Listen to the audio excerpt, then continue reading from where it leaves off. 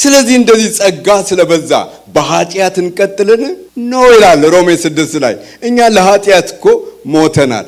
ለኃጢአት የሞተ እንዴት በኃጢአት ይቀጥላል ይላል። ምክንያቱም ብዙ መተላለፋችን ምንን አመጣ? ምህረት በሉሲ። ብዙ መተላለፋችን ብዙ ኃጢአታችን አዳኝን አመጣልን። እግዚአብሔር የተባረከ። ስለዚህ አሁን ከዳን በኋላ በኃጢአት እንቀጥልን ነው ወይ? ለምን? እኔ ለኃጢአት ሞቻለሁ። እግዚአብሔር የተባረከ። ባይዘው ስጋችሁንም ስትነግሩት ሞተሃል ስትሉት ይቀበላል። ዲያብሎስም ሞቻለሁ ስትሉ ይቀበላል። ባይዘው ዲያብሎስ የእግዚአብሔርን ቃል ስልጣን ያውቃል። ጌታችን ኢየሱስ ክርስቶስን ይህንን ድንጋይ ወደ ዳቦ ለውጥ ሲለው ሰው አለው ከእግዚአብሔር አፍ በሚወጣ ቃል ሁሉ እንጂ በእንጀራ ብቻ በሕይወት አይኖርም ሲለው በቃ ምንም ጥያቄ አላቀረም። አሜን።